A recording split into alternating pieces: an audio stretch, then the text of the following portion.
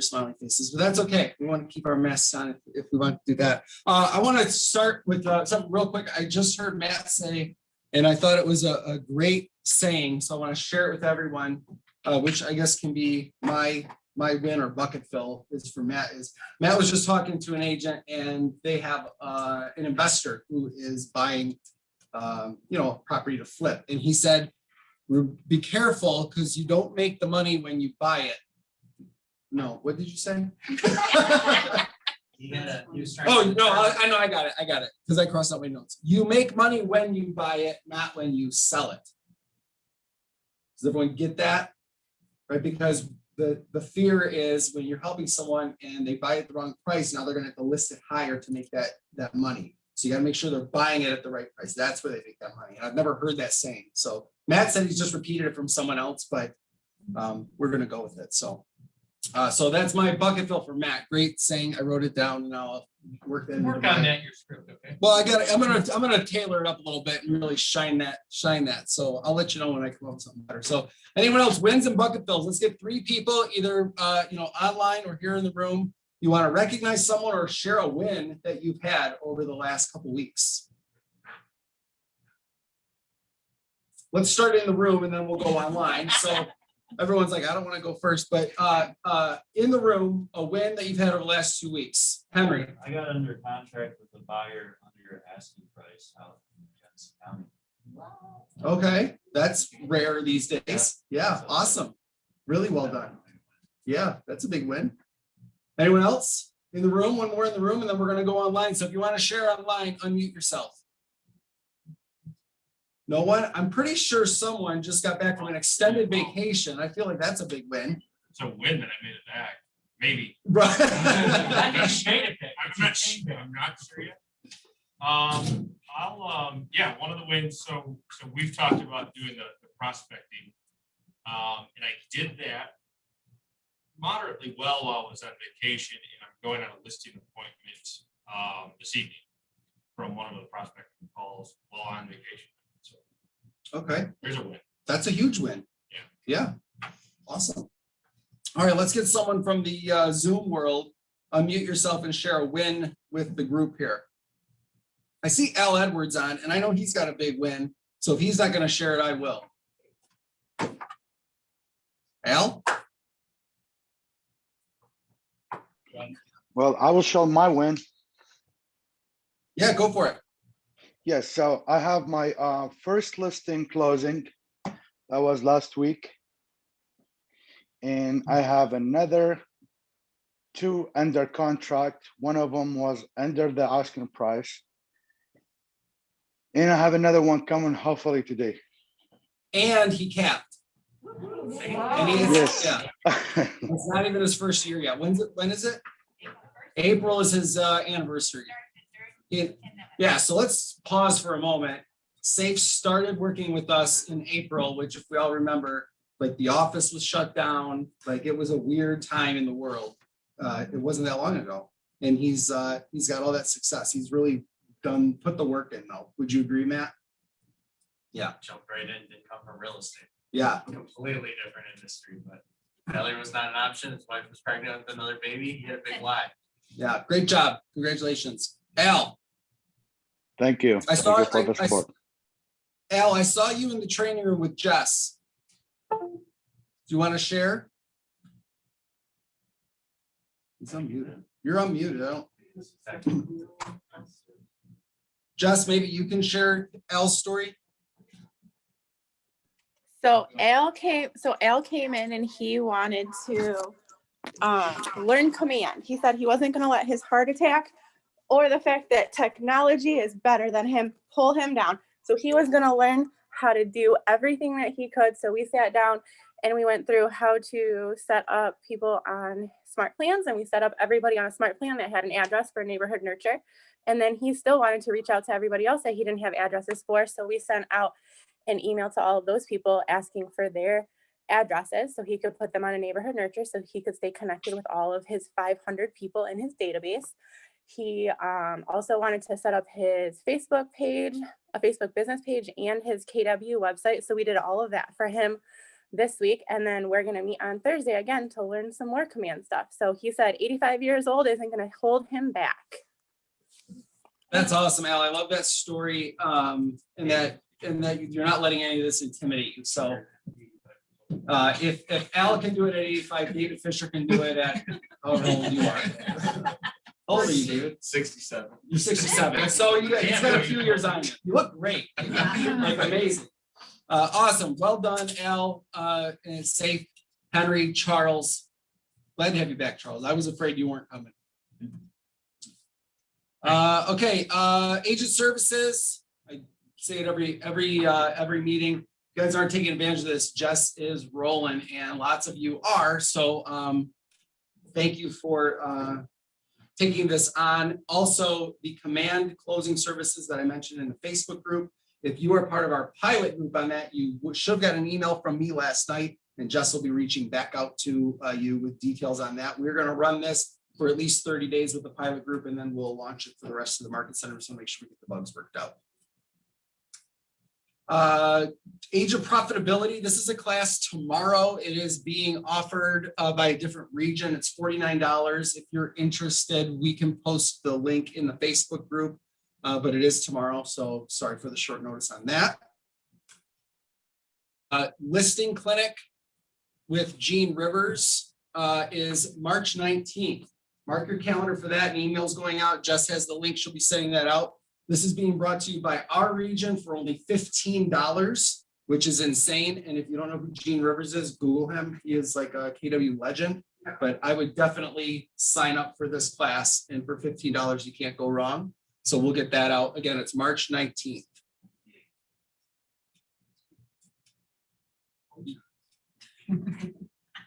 And that says he looks different. He must have Botox. So I don't know.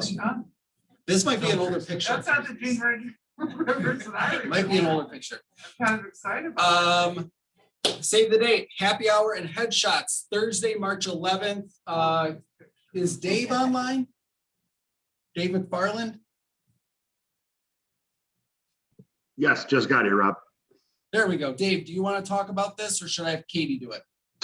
Well, yeah, so the culture committee kind of thought of our first event. And since we can have some social distance things at restaurants and bars now, we figured we'd do a little happy hour mixer and then throw the headshots in for a little added value. Okay, so on Thursday, March 11th, from 4 to 6 at Fifth Avenue in Novi, drinks and appetizers will be provided. And then if you want to get your headshot, there will be a professional photographer there set up. You can get a headshot taken and hang out and have some fun. Hopefully it's a nice day. They can open the garage door up and we can be outside too. Glam yourselves up. Apparently there will not be green beer available though. No green beer. Okay, for St. Patty's Day. I think they have bowling, cornhole. There's cornhole. There's activities there if you guys haven't been there recently. So it should be a good time. Okay, so yesterday you all should have got an email from Gary Keller. I told them to make sure you guys were all on the email distribution list. So if you didn't get that email, let me know and I'll talk to Gary later this afternoon, I'm sure. But Gary Keller sent out an email. There's been a shakeup in the KWRI leadership. I did post in our Facebook group yesterday and said we talk about it today. And the people texted me saying, "Are you leaving?" I was like, no. Like they thought we were having a shakeup here. We are not. Everything is fine here. But what did happen is Josh Team, who you all maybe some of you know who he is. He was the president and then named CEO. He helped implement and design all of the tech. He is moving on outside of the KW organization. Mark King has been promoted to president. Matt Green is head of agent experience. Jason Abrams, who you would have met during quarantine, I brought him onto one of our Zoom sessions. He's actually a local guy from West Bloomfield. He's head of industry. And then they bring in this new guy, Chris Cox, who is going to be the head of tech in digital. So a little bit of a restructuring. How that affects us here in this market center is probably minimum to zero. So we are still operating just the same as we always have. So no fear there. Any questions on that? Okay. All right, family reunion. What I'd like to do, I kind of zoom through that. I want to give time. What we're going to do is kind of have like a panel discussion. So I've got some people on Zoom who are going to share and some people in the room. And with the people in the room, what I'd like you to do is maybe we'll come up a couple at a time. And just what I wanted you guys to do is share a takeaway that you got from family reunion and how you're going to implement that into your business. So if you're on Zoom and you want to share, can you throw a number 1 into the chat? And we'll do a couple people here and then we'll switch to online. If you did not attend family reunion, get your pens out because this will be some good information. If you did attend, I thought it was really well done. I don't know how everyone else thought who logged in. And you still can get tickets for this if you want, because you have access to the data and all of the information for the next 60 days. So who from the room would like to kick us off here? David? Yeah, come on up. Where do you want to stand? And they can, the people online can see it through that camera. Okay. So you can just talk to the group. Okay. So the definition I will reference, make sure I don't butcher it. The biggest thing that I got, I went in the family room, like I want everything looking for that big takeaway that'll just change business, right? But the big thing that I got, and my notes were scattered, so I don't really remember when he said it, but Gary Keller said, is at the very beginning of something that he was teaching. They define business, and business is defined as organized efforts and activities of individuals to produce and sell goods and services for profit. And they said, you know what, that doesn't sound right. Like something's missing from that. They said you have to add that has customers. Every business has to have customers. If you don't focus on those customers, you won't have a business. And I'm already kind of edged in on that. But 2021, I want to kind of double down. Because if you can make your customers happy, it doesn't matter what Zillow does or what the market does, you will always maintain business. And that was my big takeaway from family reunion 2021. Great, thank you. Okay, Tammy, then Heidi. I got notes because I get nervous in front of groups. Ready? Go. Time me. So as a newbie, I had never heard Gary Keller speak. I'd read books, but that was a whole different ballgame. So I was wowed by just what a regular guy he was, number one. And then I really, I loved all his positive energy, and he was always has such a vision of what's going to be happening in the future. And so I listened to the 7 Traps Between You and Financial Wealth. And he came across so humble, and he's like, hey, I wasn't always here. I got here because I planned, I worked hard, I did it out. And I realized, one, that I can actually still have hope and maybe reach my freedom number. And the other thing was, when I start thinking about money, I just I don't want to even look at it. So one of his quotes was, you need to gamify investing. You need to make it fun for you.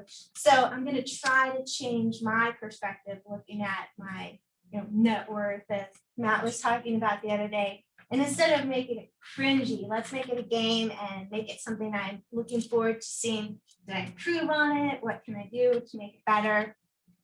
And then I did the morning inspiration with Mo, and I had no idea who she was. And I'm sorry, I know that makes me sound so stupid, but oh my God, I fell in love with her. She just had so much joy exuding from her and so much grace. And I fell in love with her. So I ordered her book. And then I realized, unlike a lot of corporations, Keller Williams is truly a family. I know it was called the Family Reunion, but I mean, to see the support between agents online, in the sessions, and then what Texas was going through, and to still show up with so much energy and enthusiasm and class, they didn't just lose it. And then now that I've friended some of those Texas agents, to watch them come together with their communities and really generate some donations and getting them out and using their, business in, I guess, knowing that they have that community presence, they're able to distribute this stuff out a little bit easier and really help their community. So that's been really awesome. And that's all I got. Thank you. Awesome. Yeah, for those of you who Thank you don't, for letting me speak. for those of you who don't know, last week during family reunion, I mean, I'm sure you saw the news, Texas got hit with snow and ice and freezing temperatures. They're not equipped like we are to handle it. So they've had no running water, no power for days. And a lot of the people at KWRI were affected by that. So they still just show up. They still went to the studio to put this event on, even though back at their houses, they didn't have their water or power and their pipes were bursting in their houses. So we're now starting to see from them what they're, I mean, a lot of them went in and got hotel rooms and stuff for the week, but their houses were left for whatever happened. If you would like to donate, so as a market center, Carolyn did send a check into KW Cares for that. Gary Keller actually donated $200,000 to those people, and the market centers throughout the country are donating some extra money to KW Cares to help with those agents and employees. So if you want to donate a little bit, $1, $10, $100, whatever it is, just see Carolyn or send her an email and we can set that up. So let's go to Dave McFarland and see what he has to share. Family reunion is my favorite 3 days of the year. Obviously, I prefer going on the trip and having that experience as well, but I thought they did a fantastic job with the virtual, and not that I needed any more reinforcement to feel confident that I'm with the right national brokerage and then obviously our office, but two things that were my main takeaways. One, the vision speech in and of itself is worth the price of admission. And the nugget that I took from that is a very simple quote, and it's the path is in the math. For me, I'm going to focus on that in two areas this year. One is in my business, and it's the math of how often I'm talking to the people I need to in order to get the referrals to hit my numbers, because that's what my business is based off of. And then also just kind of tightening down again on my P&L and making sure that I'm putting good money into good resources that are paying me back for it, and not just wasting it with some of the red light, green light. And then one of the things that I felt was the most powerful is we work for a company, or we work with a company that are real people. They talk about real people things. It isn't, the minutia, the things that distract you from what's going on in the real world. So the commitment that our office has made and KW International has made to the social equity movement, I think is just inspiring and fantastic. And then also realizing that COVID-19 is a real thing and real people are suffering from it. I just feel like it's sobering to hear people in the position of someone like a Gary Keller talk openly and honestly about real life, everyday things. And it just, I always come away from this stuff feeling reinvigorated, remotivated. And again, I didn't need the reinforcement that I'm in the right place, but I just feel more confident now more than ever. So Dave, let me ask you, what is the one thing you're going to implement into your business? The one thing I'm going to implement into my business. So I have, and this is shameful, I've never actually had my sphere on a call calendar. Okay. So like, one of the things you learn when you first enter real estate is like call someone every 30 days. I've never actually followed a schedule with that. It's kind of been, I guess what you call winging it. So Beth and I are putting together in command a true calendar that is a touch system, not just kind of the basic, market update stuff, but purposeful conversations that I'm going to be having with people year round, and having that all on my calendar, so I don't have to think like, oh shoot, I haven't talked to John Doe in 6 months. I should probably call that guy. It's just going to provide a lot of clarity and obviously just deepen and strengthen those relationships, which is the lifeblood of my business. Great, love to hear that. Hey.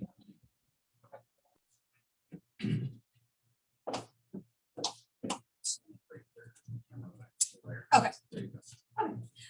So like Dave, this is like my favorite time of the year. So it was a little bummed we didn't get to go anywhere, but I did think we did a really good job. And I actually, so one of the breakout sessions I did was with Gary and Jay with the 5 paths for the MRA, for the 5 paths organization.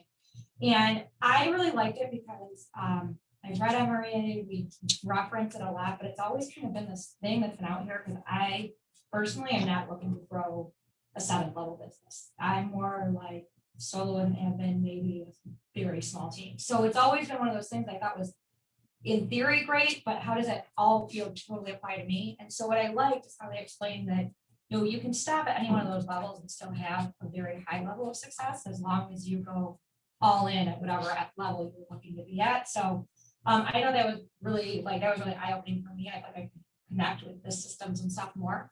Also, I like, thinking about it, something that's really cool here is we have so many resources. A lot of them are like complementary to us that help a solo agent or solo with an admin be able to do run a very high level business, or transactional based resources that we have, which you don't get at a lot of other companies. So I just think that the support is really there for us to be able to do this business at every level, and even more so, I'd say, even in our markets, and everything, just even talk about the closing thing that we're doing, or premium services, things like that. So anyways, I thought that was really good. So it was good. I was able to connect with it, and he said at the end, he said, figure out what you have fun with and enjoy and build your business around that. So it's like, what do you enjoy doing? Figure that out. For me, I like being with my clients, I like being with people. I don't like to manage people. I don't like paperwork. So I know what part of the business I like to do. So it's just going all in on that and then building the business around it. Awesome. I think, one of the things that I've been finding a trend through the meetings I've been having with the agents is that the idea of building this huge empire and 7th level and stepping out of that is not something that people are attracted to as much anymore. There was like a phase in the industry that we went through where that was the thing to do and you had to do it. And for whatever reason, Keller Williams was that was the only box you could get put in, is when you're at Keller Williams, to build this big, huge business. And I think that they really did a great job this year of showcasing exactly what Heidi said, is the agents who didn't do that, but they built a great business for themselves. And I think that it's important for us to understand that, you build this to where you want. And if you know what your vision looks like, then everything else becomes easier for that. And we can structure around that however we need to. So great takeaways. Trevor? Yeah. And then we'll go to Annette, and then we'll go to Autumn. Cool. I had a ton of great takeaways, a lot that have already been shared. The gamifying investing was one. But something I want to share with you guys today. All right, Yeah, go ahead. Can you guys see this in the Zoom? They can't see it on the Zoom, but that's okay. We'll take a picture and post it for them. Oh, they're backwards. Okay. The camera. So for the second family reunion in I'll Grow, my biggest takeaway was actually from Jason Abrams. So last year he wrote out this, looks like this, you guys have probably seen this. And this is basically the life cycle of our customer, right? This is their whole life. And throughout their life, they're going to move at different points. Their first house, their second house, their final house, more people, some people move more than others, but everybody's moving usually a couple times in their life. So every time they hit the top, that's when we want to be in touch with them. That's when we want them to call us, and we want to make a unique experience. But most of the time, this is where we're focused. We're only focused on people that are moving this week or this month or this year, where he's really talking about what's happening during these phases. Once they buy their house, in the 1, 3, 5, 7, 10 years between when they do a first transaction with you or buy their first house to when they're doing their next transaction, what are you doing that's unique? Right. So last family reunion, my big takeaway was, what am I doing unique in this stage?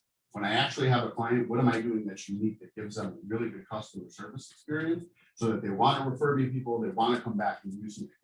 And that's what we focus on a lot of 2020, right? And we did really good. In fact, one of the coolest things we did, and one of my biggest goals, was to stop calling for sub by owners. I literally hated it. And that's my first few years in the business. That's all I did was for sub by owners. Every day I was in here from 9 to 10 calling for sub by owners, and I hated it. So last family reunion, the goal was to do as much or really close to that amount of business, but to never call for sub by owners. Completely take them off, and we've done that. At this point, we do not call for sale by owners anymore. I actually called them last week just for fun, and I hated it, and I stopped it right away. I got one good lead out of it that's selling next year, and I got like 3 people who told me to F off. And I was done. I said, I'm done. I know why I quit doing it. So this year, now that we kind of have this in place, we're giving them some unique value once they've closed with us, we're now going back. So for any of you that don't know, what we do in our team is we have a 2021 listing pipeline. It's tag and command. So it's 2021 listing pipeline, it's 2021 buyer pipeline. So that's obviously identifying people that will be buying or listing sometime this year. But what we've done is we've now created the 2022 listing pipeline, 2022 buyer pipeline. We've gone all the way out to 2025, right? We actually even have like 3 people in the 2025 pipeline already. So people that are retiring and planning to move to Florida, whatever their situation is, we're lining them up and we're beginning to give them unique value now. So when we get to that point, we're getting a lot more phone calls of, hey, come list my house, versus me sitting on the phone for 3 hours in the morning begging people for a listing, right? It's a much different business. So I'm still honestly thinking about how we're going to do this better and better. I don't have the exact answer. We've changed our 36 touch around a little bit. Before, our goal was to do a monthly newsletter. We don't see a ton of value in that. It's not really unique to have a newsletter. So we've gone to a quarterly newsletter. So now we only have 4 touches from that. But now we're adding in more phone calls, more direct mail, and more events where we can actually get, face to face with them. So like I said, we're still figuring out how we want to provide more unique value in these, 1, 3, 5, 7 years between closings. But now that we have unique value here, we know once we get to this point, we've ideally secured the business for forever, right? And that's our goal. So now that we're up to about 2,000 people in our database, we have enough business. We're not trying to get to a 7-level business. We're just trying to have enough business to have a great life, fund an amazing life. So with those 2,000 people, our goal is that as long as we provide them really unique value, not just during their service, but leading up to their service, I think we win. That was my big takeaway. Another one was a quote from Cody Gibson. And it was that we're paid in proportion to the habits that we have. And I just love that. And I think it's really true. So those are my takeaways. Thanks, Trevor. Yeah. What I like about this, and Jason, I've seen Jason do this, is there's 2 levers that you can pull in your business, right? One of them, I grabbed that from the session you did. I actually watched this session last night. Where do we get that doc? I can download this doc and put it into the Facebook group. There's 2 levers you can pull in your business. One is, well, who knows what the levers are? Let's start there. What are the 2 levers you can pull to get more business? Matt? Get it out of your database. Yeah, so one of them is to get more business from the people that you're already talking to, which is what Trevor is talking about. Dave's kind of down the same path, but I've got a great database. I'm just not reaching out to enough. One of the questions that I always ask agents is, how many people are you reaching out to in a systematic way every single month? And they typically say none, or I don't really know. I mean, I sent an email. I'm like, okay, great. Well, how many people do you send an email to? This is a true story from a conversation yesterday. And they said about 1,000. I said, wow, that's amazing. So you send 1,000 emails out. And what's your open rate? Well, I don't know. Okay, so open rates are about 10 to 20%. So that means 80 to 90% of your people aren't seeing your email, right? That's a lot of people missed. So where we start with is going into that database, finding them on that path where they are before they're ready to transact. The other way is adding more people to the database. What we tend to do as real estate agents is want to add more people in without capitalizing on the ones we have first. So this plays really great into what Dave was talking about earlier. So Trevor, my same question to you that I asked Dave is, what are you going to implement?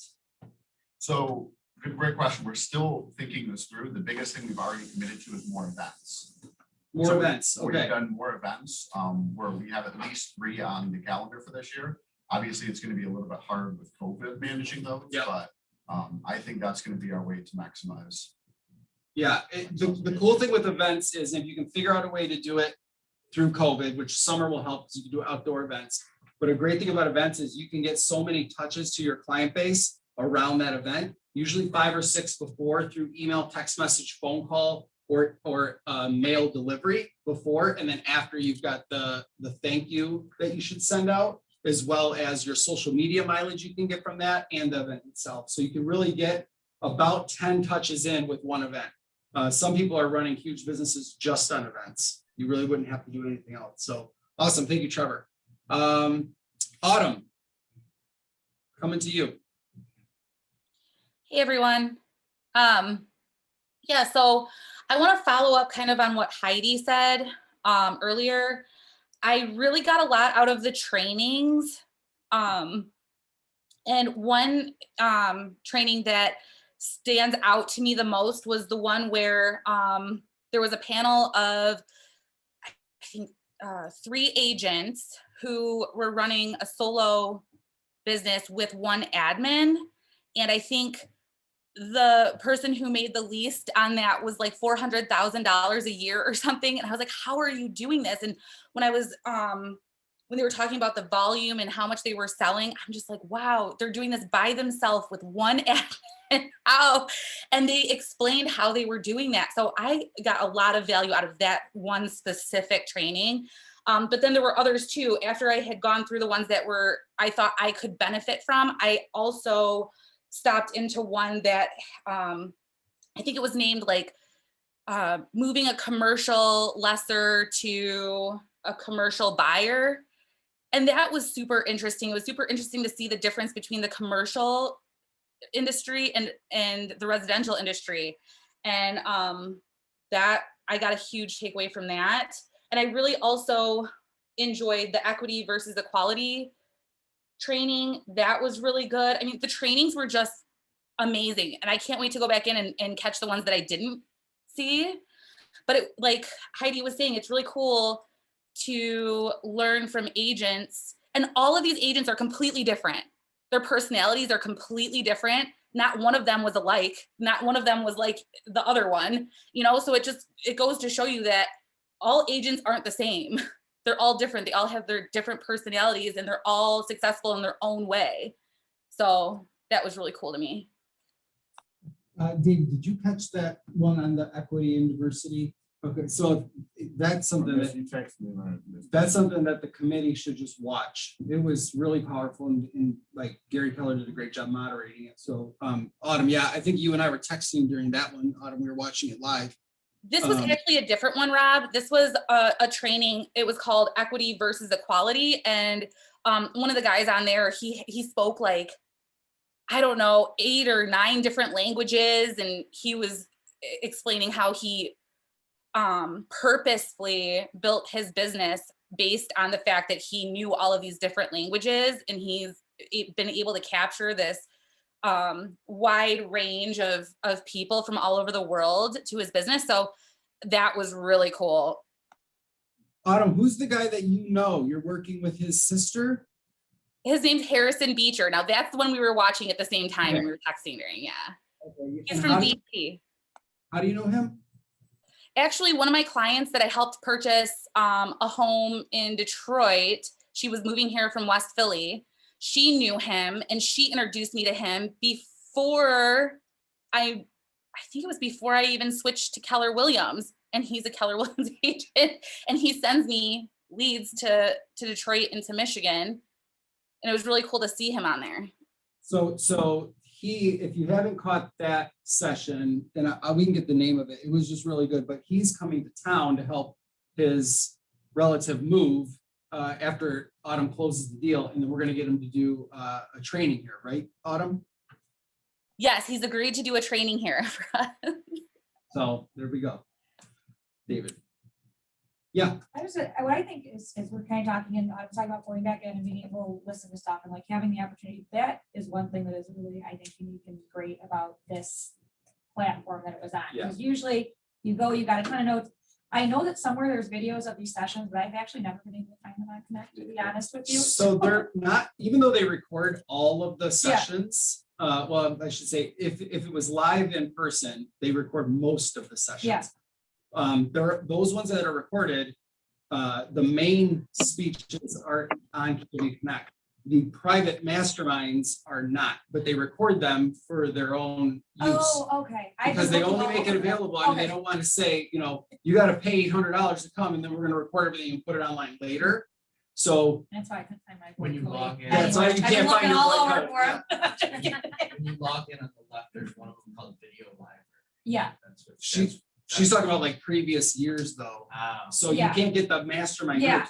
So But this is really cool. this to be is able to the go cool back thing, and really yeah. break it down too. And sometimes it's like you hear it once, it's, you know, you hear it a couple times and you can really pull out the things. So I think that's cool about this. Yeah, what I'll do is like during it, I'll watch it and not like take all the notes, right? And then I'll go back. Right. Because then you can kind of just digest it a little different. And Well, I love that you could pull up their PowerPoints because, Yeah. you know, they'd flip so fast and I'd be like, I totally missed that. I have like 3 things written down and then I'm like, oh. Yeah. I can just look at like that. all the notes and everything are right there. It was very cool. Yeah. Annette, Okay. So I was trying to figure out what family reunion this was for me, and it's like almost 9.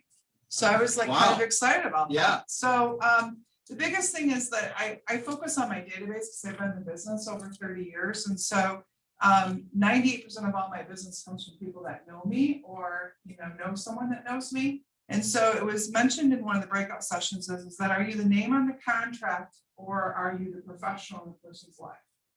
And so I really kind of took that to heart and said, hey, you know, am I just the name on their purchase contract or their list and buy contract? You know, or am I the professional that's in their life, you know, every single day? And so taking a look at my database and knowing and understanding that is my business, is my database, how can I do a better job? And so I just took out a calendar and started saying, oh, how am I going to touch these people? Like Gary tells us 36 times. What does that look like? What's that system look like? You know, is it emails? Is it phone calls? Is it events? Is it giveaways? You know, is it topics for my calls? And really kind of getting around a more systematic approach about how I'm going to be that professional in their life and not just the person on the contract. But I took it one step deeper too, as I looked at my business structure and I saw that 25% of my business comes from other real estate agents. So I take that to the next level and say, hey, how does my relationship with them look? Am I just on the referral for them to get a check or am I a professional in their business? And what does that marketing calendar look like in regards to a year about marketing to them? Because I've already earned the business with them. They already chose me over other real estate agents to do a referral to. So what does that look like over a year basis? So I'm really implementing in my business just that whole marketing calendar for my business. What does that look like for the next 12 months so that I have something to follow? And even like I said, almost right down to the phone call. So when I make a phone call, do I need to repeat something? Okay. If I make a phone call, what am I talking about? So I'm not like getting on the phone and saying, oh crap, what do I say? You know, I can look at my calendar and it says talk about streamline and refi. What a great opportunity with your partners, obviously here with Silver Lining as well. I think that that's a great opportunity to even bring them into the fold in the mix when you're talking to your customers, because there's a lot of questions right now going on. It's the right time to refinance. Do I streamline? Do I go to my current bank? Do I go to somebody else? What is the price difference? That's a great conversation and once again, it adds value. So in my business, I'm focusing on becoming a professional in their life and not the real estate agent on the paperwork. I think that's huge because, you know, you can tend to get kind of transactional with this business and always looking to the next transaction because obviously the more we do, the more we get paid. So that's what it's about in a sense, but being that professional, because that's going to get you the referrals. So you're not going to have to work as hard to bring in that new business. And that's, I think, where everyone kind of wants to get to is that level, right? Yeah. And balance. Yeah. Balance, that's the biggest thing. Yeah. And database volume is so easy because you're not getting the FU calls, right? I mean, Trevor and I, we've talked about that for years. Yep. You know, we don't like those calls. I don't know if anyone really likes those calls, but why make them if you're not? I got old. Yeah. Well, you know, like when you're making those types of calls and you're getting that negative pushback, I think, you know, there's a group of people say, hey, you gotta go for no, right? The more no's lead to the yes, right? We all know this, but it beats you down quick. And if we can build that relationship business, I mean, that's where it's at. This is where the technology and the Zillows out there can't come after your business because you've got such a tight knit grip on it that nobody can take it away from you, right? You get that sphere business and then it's just adding to that, getting those referrals in there. So great takeaways. Anyone else want to share? Oh, and I sorry. booked my trip for next year. Trips booked for next year. Yeah, well, that's the rumor. So. Well, I have the presidential suite in so. No change fees, you'll be fine. Yeah. Matt, sorry. So I always, I kind of get two things away from these conferences. The first being, I hear things that reinforces that what we're doing or what I'm doing is right? Because I don't always go there and want to change everything. I like hearing some things that people are doing and maybe how I can make it a little bit better. And one of the things I was in I don't know if anyone attended the Get Your Offers Accepted in This Market. There was a panel of 3 agents and some of them were crushing it on the buyer side. I don't know how you close 100 buy-side transactions in a month, or in a year, but the things that they were talking about doing to get their offers accepted, are all things that we're already talking about in masterminding things, which I felt really good about. It reinforces that we're in the right spot, we're doing the right things. I had 3 offers this past week and I did not get accepted, but I know that I did everything that I could do, right? I did, to service my clients. The other thing that I get out of it is obviously hearing new ideas or new perspectives on ideas, because this business is relatively simple. It's just not easy, right? And sometimes I overcomplicate things in my mind. And one of the topics that was discussed, which I shared with the coaching group, which I thought was pretty awesome, is that previously in a balanced market or even a seller's market, we use our listings as our inventory. And that's how we went out and got buyers, we got leads, right? This was our selection, if you will. These were all of our listings and we would get leads and buyers this way. And we would market those. Well, right now, not a lot of people have listings, or if you have a listing, it goes off the market very quickly. So it's hard to use that to get business. So they challenge you to kind of switch your thinking and to think about your buyer pool as your inventory. And how can you lead generate around your area that you want to do business with your buyers? Are you prospecting for listings using your buyers as your inventory? Do you have somewhere, these are the buyers that I have, this is what they're looking for? Do you have a little welcome letter? Do you have a copy of the redacted pre-approval that's saying, I don't want to buy your, not calling, saying I have somebody, I legitimately have somebody. So that made me think, I said, am I communicating to my database, right? Am I communicating in the conversations I'm having with people, right? I found out because I have someone looking for downtown Milford. My friend he shares this. Turns out his mom lives on the street that I lost out on a deal with. So I'm talking to her. Hey, Val, do you know anyone else? She is my resource now on this street. So it just kind of flipped the switch a little bit for me to think right now, because we have buyers, we have no listings. So how can you use those buyers to your advantage? Awesome. Yeah, that's huge. We've been kind of talking about that a little bit. Charles, is that kind of the script you use to get those, the deals that you're doing that first day we did the prospecting together? Yeah, I've got a buyer in your area. Yeah, and I've got to do better with scripting. Taking down yours, I'm just kind of winging it as I'm making these calls to my database. So what I want to do is get this in a position where I've got a plan in place. Yeah. Right now I don't have a plan. I'm just calling and kind of taking your advice and saying, we can plan and strategize and do all of this, but never actually implement. Right now I'm kind of implementing without any sort of strategy. So I've got to get to that. Yeah. Oh, one more thing, and because you and I were kind of talking about this, I reshared with the group that spreadsheet that we had put together with coming soons, pocket listings, and buyer needs. I encourage you guys, maybe you don't have buyers, or you don't have buyers for a particular neighborhood that you want to prospect in. Use someone else's buyers, right? Again, let's leverage the size of this office. And Robert, I don't think how can we even expand that more, right? Because what are we facing against? Zillow and all of our buyers see that. What if we truly have a solid value proposition to say, I have access to the most real estate agents in Metro Detroit, which have tons of inventory as well as buyers, and I can utilize that to our advantage to get your house sold, or if you're a buyer, to help you get into a home before other people. So utilize that spreadsheet, put your deals on there. You don't have to put anything private or anything like that, just your information. Is it in Google Drive? It's a Google Drive. It's in the link to it is in the coach, or not the coach. I say that all the time. The link to it is in the Keller Williams Advantage Facebook page in my post. And I think we could probably pin that post to the top or something. I was just gonna say real quick too, with like some of the pocket listings and stuff, like for a long time, it was kind of like where agents trying to hold on, like, is that the best thing for the seller? And honestly, I mean, definitely for our buyers, it's helpful, but for the sellers too, because this market is crazy for them too. I mean, people have to go out of town for a weekend so that, 35 people or 80 people can tramp through their house and do all kinds of stuff.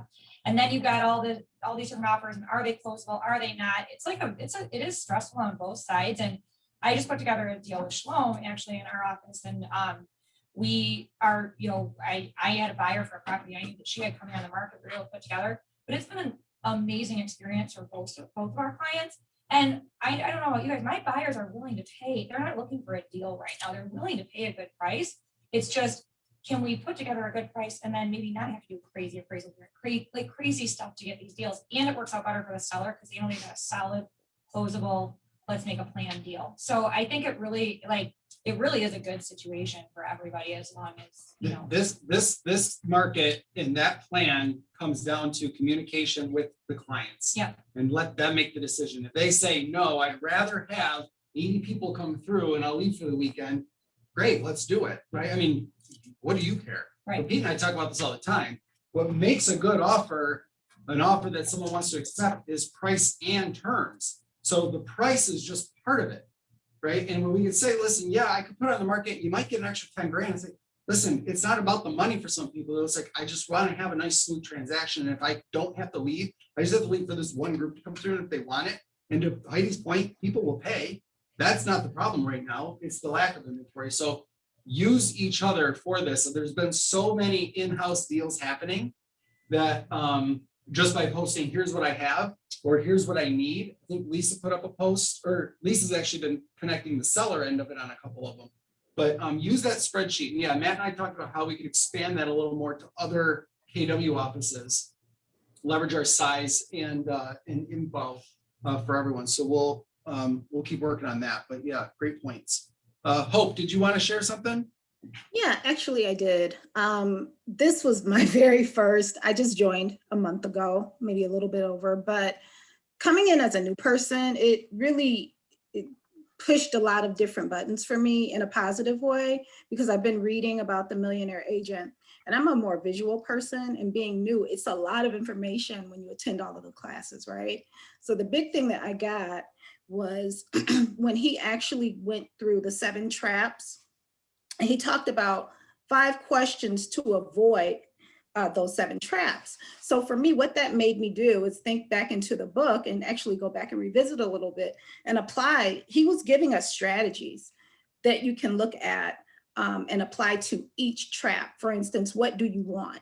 And he talked about the freedom number. So that makes you think about that particular goal in a way from what do you want, when do you want it, and how do you want to achieve it, right? And we have so many things as a new team or as a new team member on our activities list. They tell you what to do, but this particular section for me made me think about and pull it all together. How am I going to achieve those activities on the list that we look at every week? So I thought that was really important. Awesome, great takeaway. And if you guys are wondering, if you did not get a ticket to Family Reunion, Gary Keller did a couple sessions. One she's referring to the 7 traps of, back into that. What was it called? 7 traps between you and your financial wealth. So that, and then the 5 the questions to avoid those traps. And then there's one called 5 paths. Who talked about that? What was it? Do you remember? 5. The financial freedom or something like that? This was the organization. Jay taught that. Okay, Jay. So either way, those 2 topics are available through Gary Keller's podcast, Think Like a CEO. He recorded it and then they put it into the Family Reunion. So if you want to hear that, you can download that, and it's all in the current season. So great stuff. Thank you everyone that shared. If you did not attend Family Reunion, I think you can still grab a ticket. The data and the information is still available for the 19th of April. or 16th of April, one of those two. And if you have questions on anything, grab someone who just shared. Let's grab Brent. You got anything you'd like to share with us today? Yeah, just a quick market update. It kind of ties into what I'm hearing about the real estate market. I was reading some economics on it. And I know that everybody's been talking about the momentum coming out of 2020 and records being broken. I thought it was interesting that, you know, there's experts that had predicted that 6 million homes would have sold last year based on all the statistical data. And we ended up right around 5.6, you know, nationwide, not Michigan, 5.6. And really that only exceeded 2017 by 130,000 home sales roughly. And so there's still a ton of pent-up demand where we should be. And one of the things that's going to drive that number to be achieved is actually mortgage rates. And mortgage rates are coming off their biggest increase last week in the last year. And it's crazy to hear me say that. It sounds emotional, right? But emotions drive behavior. And so I just did like a little practice Google sesh. I Googled mortgage rates. Just Google it. Everything's like doom and gloom. Mortgage rates on the rise. Mortgage rates are in big trouble. They're at 3.125, dude. We're all going to be fine. But that's still, those articles are actually going to take buyers out of the market. And that's going to be a good thing for you guys. It's going to drive purchase business. It's also going to pull realtors out of the, you know, competition out of the market. It's going to pull buyers out. And it's a really healthy thing. Emotionally, people are going to see that and they're going to be like, I don't know the time, but the right people are still going to move forward. Do you know that the increase last week is basically like, hey, Monday we walk in, you and I are talking about getting the process started. We're at 2.75. You say, you know what, I'm just going to hold on. Not really sure I want to lock this yet, whether it's a refi or purchase. Can we talk on Friday? Just got a jam-packed week. By Friday, that rate was 3.125 or 3.25. Like, that's a big jump. Doesn't sound like a big deal, 3/8 to 0.5%. But that's a big jump to see in 1 week. The Treasury is now above, I want to say 1.35 for the first time in the last year. And it's probably going to drive rates a little bit higher, maybe the mid threes. But you know that Monday conversation, 2.75 to 3.25 on Friday on a $250,000 transaction. You know what it really breaks down $2 and cents wise? It's like $60 on the payment. Like, is that going to really be the difference maker on whether or not you buy a home? It's not going to make or break many people at that price level. But those articles and the news and the emotional side, it is going to drive behaviors. But I just want to fill you in on some of that, because I think that's actually going to be a good thing as we enter like the prime time, March, April, May. That's actually a healthy thing. So I want to get in front of you guys so you don't have the same emotional reaction that your clients might have. Like, realize that's only like $50, $60. Do you think buyers see that number, you know, starting to go up and say, hey, we got to go right now before, you know, the doom and gloom scenario comes and it jumps to, you know, I don't know what the future is, but I know a lot of people's minds think like that, like, hey, it's gonna go up to 5, we better buy now. Yeah, it's a good thing. It does create some urgency. It creates urgency for those that are on the fence. Takes some people out of the game, and then some people don't care. It's just like kind of like what we saw when COVID hit and there were all these shutdowns. You know, it took a lot of people out of the market, but then the people that really had reasons to move it was hotter than ever. So I think again, it's emotions and you being able to just, you know, determine as an agent how to best advise and manage your clients' emotions. Part of our role as salespeople is being a great psychologist and giving them direction with the data. So I don't think mid threes is a bad thing at all for the purchase market.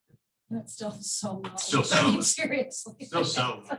I remember when we bought our house and it was like 6%. We're 6.25 on an arm.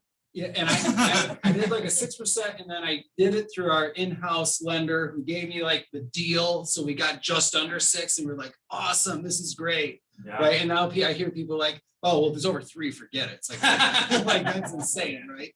It makes us all a little bit snobby. but- Yeah, Yeah, Tony, what was it when you bought? 13.5. 13.5, yeah, you know. Down from 17. Right, so, I think, you hear Brent rattling out these percentages, right? Like, if you're anything like me, I'm like, you could be speaking a different language. I don't really get into that. But what's important is that you know how that affects your client. So you can say it's $50. And they're like, oh, that's it? Because they don't know at all, right? So ask those questions of the lender so that way you can say, hey, it's like $50, no big deal. And they're like, oh yeah, okay. The other thing, what's the bold law about logic and emotion? Who knows it? Logic makes you think, emotion makes you act. Yeah, logic makes you think, emotion makes you act, right? So use that to your advantage when you're consulting your clients. So thank you, Brent. That's all. Thanks. Barb, did you want to take a couple minutes? I just real quick. Yeah. 2 things for legacy really quickly. First one is our rollout next week. We're going to start with the shareholders of our new software Qualia. I am not even going to pretend that I know Qualia because I don't. I've been busy training closers and during this new job and whatever. But from what I hear, and Trevor's kind of touched on it a little bit here, I'm getting thumbs up from Trevor. I'm going to think that that's a great Tried it thing. one time yesterday, it was amazing. Okay, So, so we'll see. this is going to streamline things huge. And again, I'm not going to pretend like I know because I don't. But we're going to bring in the experts to do that. We're going to start. You should have gotten an invitation if you are a shareholder. Wednesday, 11 o'clock, we're going to roll that out and then we're going to start trickling down to the other agents. More importantly, the second thing that I'm super excited about is I don't know if you guys know or not, but we have a new processor here, Kathy Wood. Anyone done a deal with her yet as the processor? You're in the process. I love it. Okay, come to me if you have any complaints. Come to me if you have any good things to say. I know you've probably heard this a million times, but you're going to see good things with this processor. She's very detail oriented. A lot of things that slip through the cracks with other processors will not. Another thing that we have done that we've split actually the Perna team and NB or no buy files. Bottom line is our processor had too many files, right? Too much work. They were working 15, 16 hours a day. That's not good for anyone. Mike Perna has his own processor now. We have our own processor. And that's Kathy Williams. So please let me know. Let me hear the good things. I'll be shocked if you have something bad to say about her, but I want to hear that as well. But we'll see, right? Her name is Kathy Williams, and let me know. And for those of you who haven't heard, we did talk about it a couple meetings ago, but Barb is transitioning into the account executive role for legacy for our office. So that's what she's saying, like, come and tell me, because if you have good or bad or ugly, which Barb's heard it all, please let her know, because she is the person who can change that. And there's a new closer running around, Cheryl. So if you see her, make sure you say hi, introduce yourself. Thank you, both of you. Last couple things is there is a growth committee meeting at 11 o'clock in this room. So if you, are you guys Zooming it also or just in person? Just in person. Just in person. So if you're at home, sign up and get in here. You guys talking today about growth of your business growth. Okay, so come in for that. A man of many words.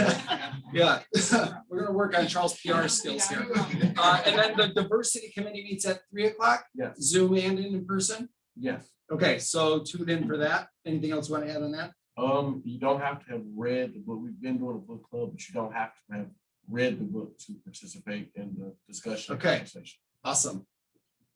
All right, anything else anybody wants to add before we wrap up?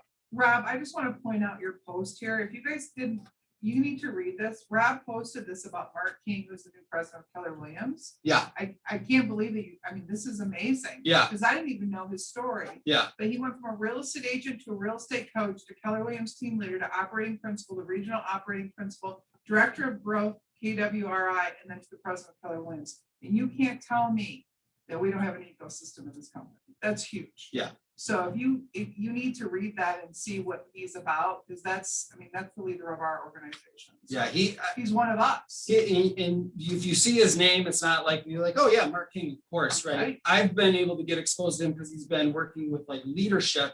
He's the real deal. Like he's awesome. Carolyn's had some chance to get some screen time with him. He's really knowledgeable and he knows the business. He is started as an agent. I think that's super important with leadership within not only our organization, but our industry, is that the leadership knows how it works, like out in the field, boots on the ground. So yeah, and it is a testimony to the ecosystem that we have at KW. Speaking of, if anybody is interested in like what that path could look like for you, reach out to me because these, that's not the only story from that, or from our company. So reach out to me and we can sit down and look and see what that would look like for you, no matter what you're interested in. Trevor? One more thing I just wanted to touch on, because I realized everybody wasn't at family reunion, was Gary Keller stood on stage and he specifically promised all of us that over the next 3 months, there would be no new innovations in command, and that they're taking a step back to stabilize it, which I was incredibly excited to hear.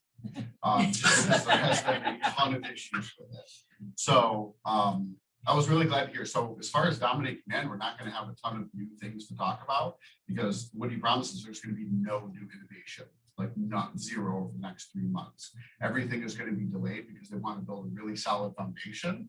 And I think this is obviously why they're bringing in a new tech chief, because I think Josh Team was the right person to get us where we are today, but not the right person to help us stabilize it and get it to the next level. So really interested to see what comes out of this. But again, we won't have a ton of new innovations, but once they build a stable platform, then we'll be able to innovate on top of it much quicker than they already are. So Yeah, for those of you who didn't see it, that speech is available on KW Connect. So you could, it's the onward speech or the vision speech, one of those two. I forget which one he talked about, but he actually, just like Trevor said, Gary Keller said, we thought we could innovate, launch, and correct the issues in real time, but with 190,000 people, I think we probably bit off a little more than we could chew on that. So we've hitting the brakes. Let's get what we have 100% operational, and then we can move on with new features within command. But I think Trevor, you're in there a lot more than I am. I mean, I try to get in there almost daily. I mean, basically, what we would need for a day-to-day function of a business, it's there and it's operational. agreed. And that's what we went over on command, like the CRM, the following up with the tasks and the smart plans, the core of like your business. There hasn't been an issue with that in well over a year. Yeah, it's been solid. It's the extras. Exactly. It's all the innovation that they've added on over the last couple of years that really is just performing where it should be. Yeah. So I'm also excited. I was very happy to hear him say that too. Yeah. Like, please, no more. Like, let's get this going. So awesome. Thank you for adding that. Thanks everyone for joining us. We'll see you in 2 weeks.